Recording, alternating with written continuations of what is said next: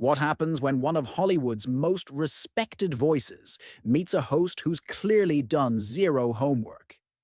You're about to witness the most uncomfortable television moment in recent memory, where professionalism collides headfirst with pure arrogance. This isn't your typical celebrity interview gone wrong. This is a masterclass in how not to treat a legend. Make sure you subscribe and drop a comment because this story gets absolutely wild. Picture this. Morgan Freeman walks onto the Jimmy Kimmel live set. That familiar warm smile on his face, wearing his signature navy blazer. The audience erupts in applause because, let's be honest, it's Morgan Freeman.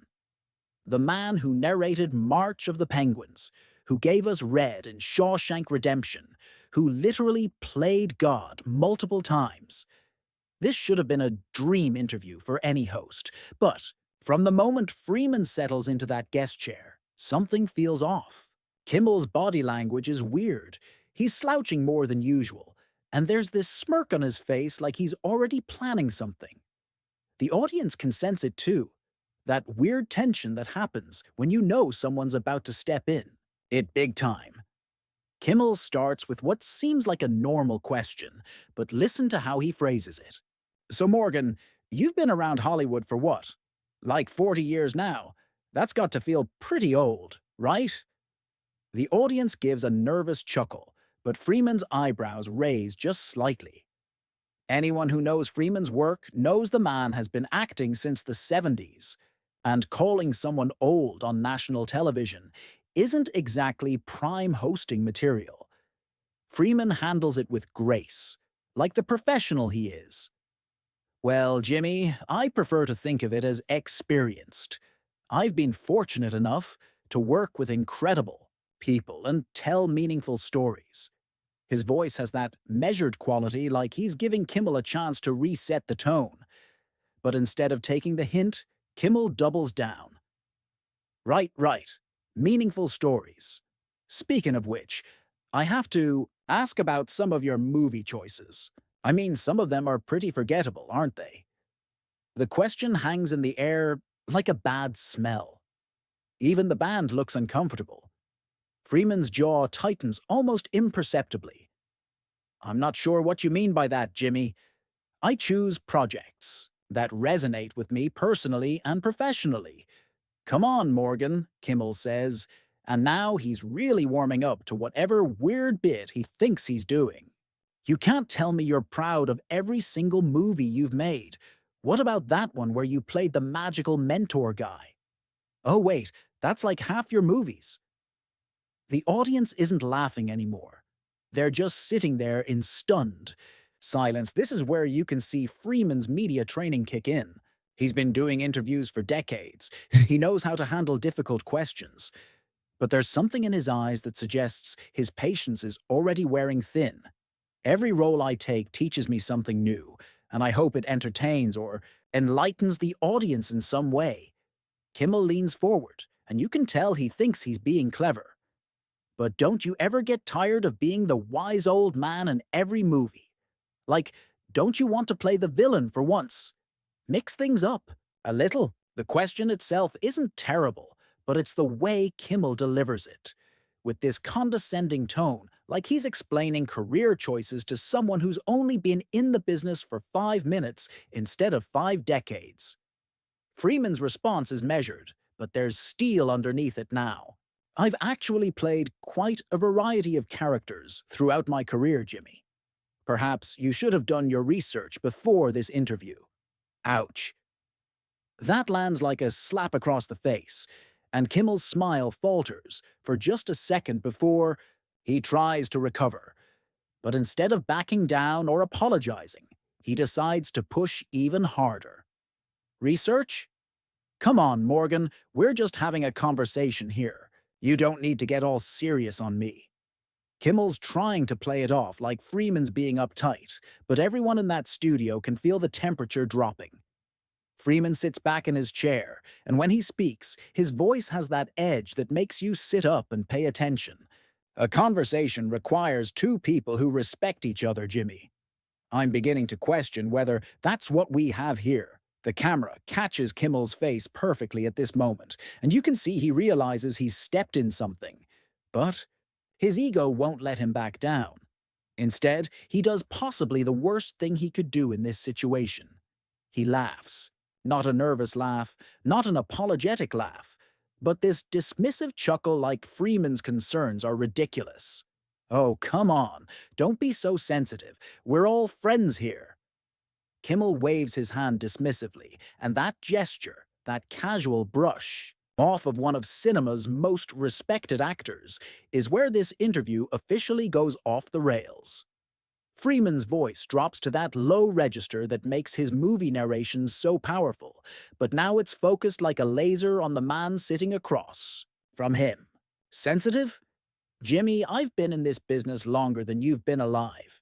I've been disrespected by better people than you, and I've learned when it's time to walk away. The audience is completely silent now. Even the band has stopped their little musical stings. This isn't funny, uncomfortable anymore.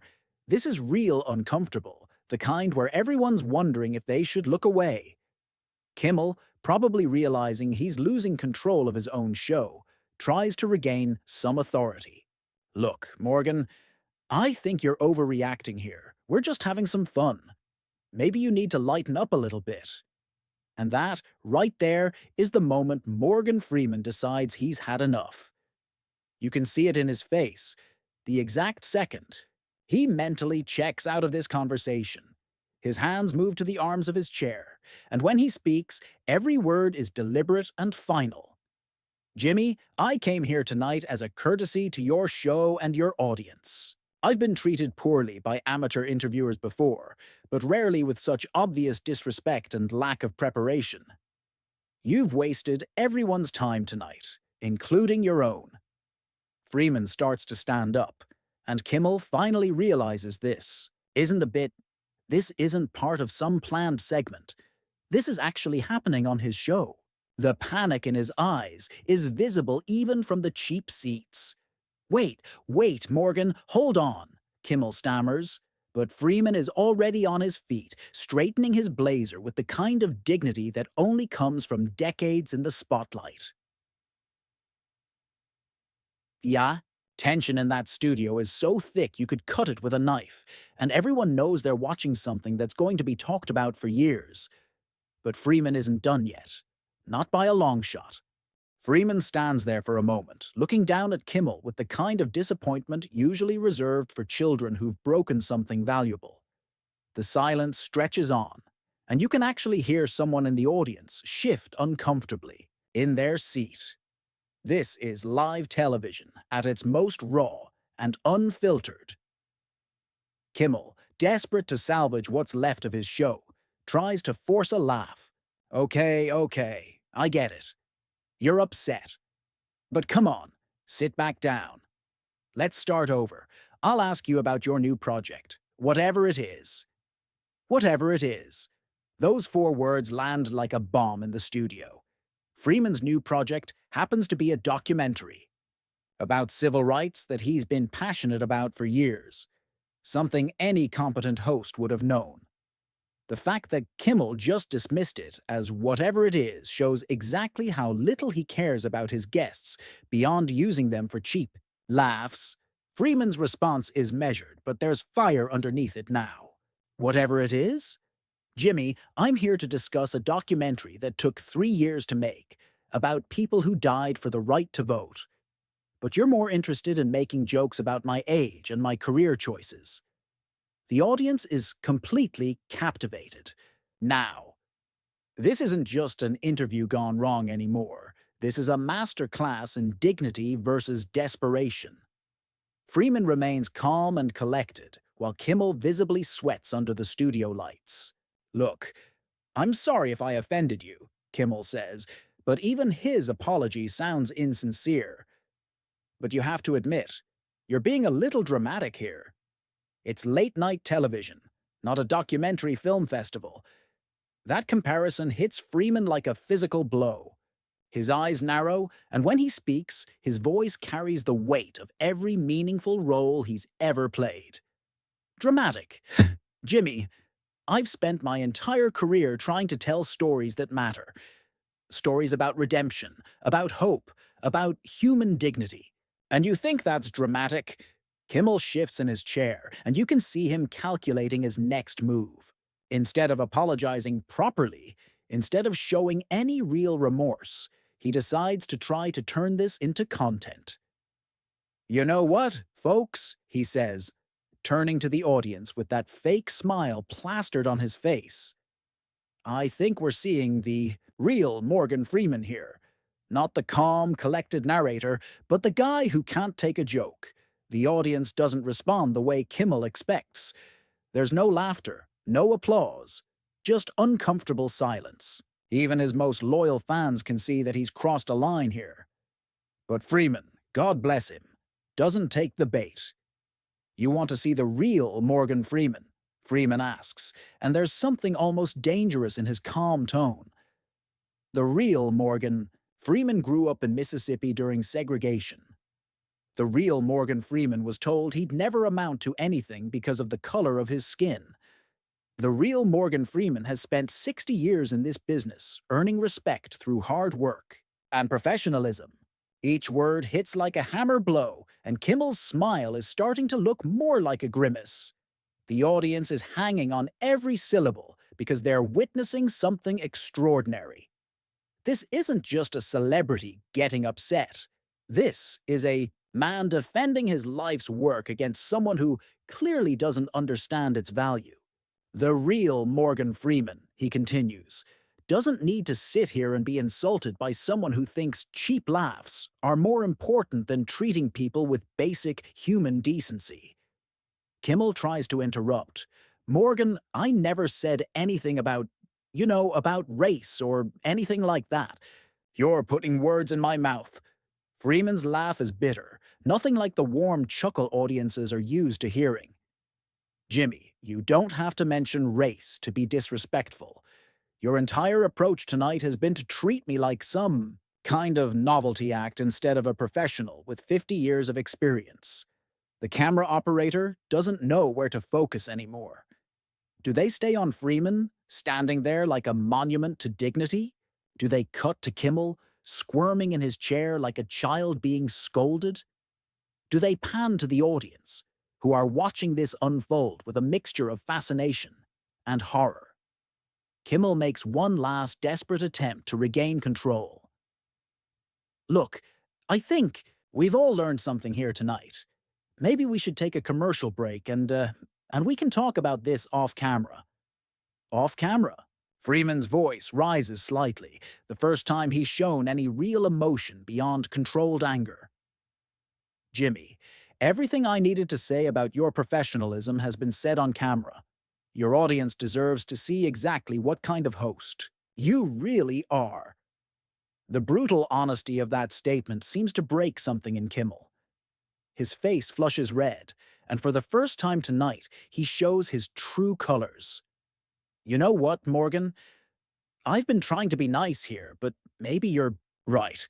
Maybe you are too old for this. Maybe it's time for you to step aside and let some younger actors take the spotlight. The words hang in the air like poison gas. Even Kimmel seems to realize he's gone too far, but it's too late now.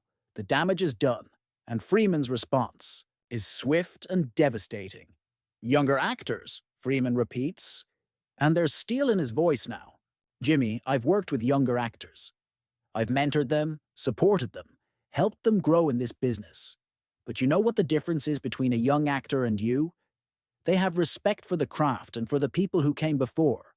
Them. Freeman takes a step closer to Kimmel's desk, and suddenly the host doesn't look so confident anymore. You want to know what's old, Jimmy? Old is thinking that being loud and crude makes you entertaining. Old is believing that tearing people down is the same as building yourself up. Old is having a platform like this and using it to hurt people instead of celebrating them. The audience is completely silent now, and you can feel the weight of Freeman's words settling over the entire studio. This isn't just a celebrity feud anymore. This is a lesson in dignity, professionalism, and what it means to be a true entertainer. Kimmel tries one more time to salvage the situation, but his voice is shaky. Now, Morgan, I think maybe we should just agree to disagree here. Let's move on and talk about something else. Freeman shakes his head slowly, and when he speaks, his voice is quiet but carries more authority than anything Kimmel has said all night. Jimmy, there's nothing to disagree about. You've shown your audience exactly who you are tonight. You've shown them that you're more interested in cheap shots than meaningful conversation. You've shown them that you don't respect your guests or your profession. He pauses, looking directly into the camera, speaking to the millions of people watching, at home. And most importantly, you've shown them what happens when someone mistakes a platform for actual talent. That line hits like a knockout punch, and Kimmel's face goes white. The man who built his career on roasting celebrities has just been absolutely destroyed by someone who never raised his voice, never used profanity, never resorted to personal attacks. Freeman dismantled him with nothing but truth and dignity. But Freeman still isn't finished. He's got one more devastating blow to deliver, and it's going to leave Kimmel and his show in ruins. Morgan Freeman storms. Off Jimmy Kimmel's set, Part 3. Freeman turns back to face Kimmel directly, and there's something in his posture that makes everyone in the studio hold their breath. This is a man who has commanded respect in boardrooms, on movie sets, and in every professional situation he's ever encountered. Right now, he's about to teach Jimmy Kimmel a lesson that will echo through Hollywood for years to come. You know what the real tragedy is here, Jimmy? Freeman asks, his voice carrying that familiar gravitas that has narrated countless documentaries and brought characters to life on screen. You had an opportunity tonight to have a real conversation with someone who's lived through history, who's worked with legends, who's seen this industry evolve over 5 decades. Instead, you chose to waste everyone's time with juvenile humor and disrespect. Kimmel opens his mouth to respond, but Freeman raises a hand, and the gesture is so commanding that even the host falls silent. The power dynamic in that studio has completely shifted, and everyone knows it. I've been interviewed by Johnny Carson, by Oprah, by Barbara Walters, by people who understood that their job was to bring out the best in their guests, not to tear them down for cheap laughs. Freeman continues, those hosts understood something that you clearly don't, Jimmy. They understood that their audience tuned in to learn something, to be entertained by genuine conversation, not by watching someone be humiliated. The camera catches a woman in box. The audience nodding along, with Freeman's words, and you can see tears in her eyes. This isn't just about a bad interview anymore. This is about respect, dignity, and what we expect from our entertainers. Freeman's voice grows stronger, more passionate. You want to know what I've learned in my 60 years in this business? I've learned that talent without character is worthless. I've learned that you can make people laugh without making them cruel. I've learned that true entertainment elevates people. It doesn't diminish them. Kimmel finally finds his voice, but it comes out as a weak croak. Morgan, I never meant to. I wasn't trying to humiliate anyone. Freeman's laugh is sharp and humorless. Jimmy, intent doesn't matter when the impact is clear. Your intent was to get laughs at my expense, and when that didn't work, you doubled down on disrespect. That's not the mark of a professional. That's the mark of someone who's forgotten what this job is really about. The studio audience is completely captivated. Now, some are recording on their phones, knowing they're witnessing something that will be talked about for years. Others are just sitting in stunned silence, watching a masterclass in dignity under pressure. Freeman begins to remove his microphone, and that simple action sends panic through the production team. You can see crew members frantically gesturing, off cameras, probably getting instructions from producers who are watching their show implode in real time. The documentary I came here to discuss, Freeman says as he carefully places the microphone on Kimmel's desk, is about people who fought for dignity, who stood up against those who tried to diminish them, who refused to accept that being treated poorly was just part of life. I think they would be proud to know that their legacy continues. Kimmel makes one final desperate attempt to salvage the situation. Morgan, please, don't leave like this. Let's finish the interview. I promise I'll do better. Freeman pauses and looks at Kimmel with something that might almost be pity. Jimmy, the interview finished the moment you decided that disrespecting me was more important than honoring your audience's intelligence. You can't promise to do better when you don't even understand what you did wrong. The silence that follows is deafening. Freeman straightens his jacket one final time, and when he speaks, his voice carries the weight of every role he's ever played, every story he's ever told, every moment of dignity he's ever displayed on and off screen. To your audience, Freeman says, looking directly into the camera, I want you to know that you deserve better than this. You deserve hosts who respect their guests, who prepare for their interviews, who understand that their platform is a privilege, not a weapon. You deserve entertainment that builds you up, not that tears others down. He turns back to Kimmel, one last time. And Jimmy, I hope someday you learn the difference between being a comedian and being cruel. Because right now, you're failing at both. With that, Morgan Freeman turns and walks off the Jimmy Kimmel Live set with the kind of dignity that has defined his entire career. His footsteps echo in the silent studio as he disappears into the wings, leaving behind a host who looks like he's just been hit by a truck and an audience that doesn't know whether to applaud or sit in stunned silence. Kimmel stares after him for a long moment, then turns to face his audience with a weak smile that fools absolutely no one. Well, folks, that was something else.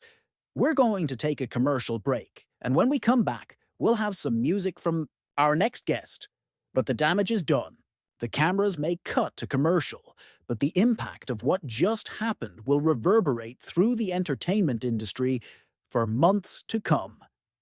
Social media is already exploding with clips of Freeman's devastating takedown, and Kimmel's reputation as a host who respects his guests has been shattered beyond repair. What Freeman did that night wasn't just stand up for himself. He stood up for every guest who's ever been disrespected on a talk show, every professional who's been treated like a joke, every person who's been dismissed because of their age or experience.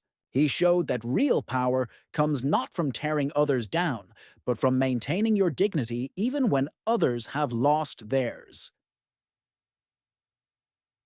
The man who has spent his career giving voice to stories of triumph, redemption, and human dignity proved that night that his greatest performance might just be being himself, standing up for what's right, and refusing to accept treatment that falls below the standard of basic human respect.